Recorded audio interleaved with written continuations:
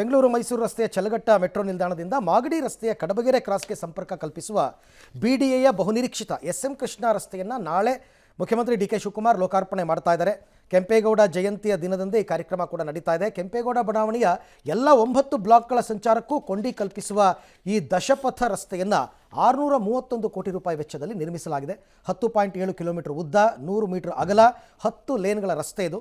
ಇಲ್ಲಿ 3 ಪ್ರಮುಖ ಅಂಡರ್ಪಾಸ್ಗಳು, 11 ಸೇತುವೆಗಳು, 270 ಮೀಟರ್ ಉದ್ದದ ಸುರಂಗ ಮಾರ್ಗ, ಅಗಲವಾದ ರಸ್ತೆ ವಿಭಜಕ, ಆಧುನಿಕ ಸರ್ವಿಸ್ ರಸ್ತೆ, ಸೈಕಲ್ ಟ್ರ್ಯಾಕ್ ವ್ಯವಸ್ಥೆ ಎಲ್ಲ ಹೊಂದಿದೆ.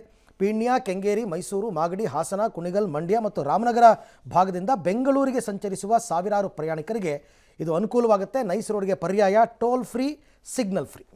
ನೈಸ್ ರೋಡ್ಗೆ ಪರ್ಯಾಯ ಅನ್ನೋದು ಭಾಳ ಇಂಪಾರ್ಟೆಂಟ್. ಹೌದು, ಇದನ್ನು ಮಾಡಿಬಿಟ್ಟು ಆಮೇಲೆ ನೈಸ್ ರೋಡಲ್ಲಿ ಇವಾಗ ಯಾರಿಗೂ ಆ ಕಡೆ ಈ ಕಡೆ ಹೋಗೋಕೆ ಬಿಡ್ತಿಲ್ವಲ್ಲ.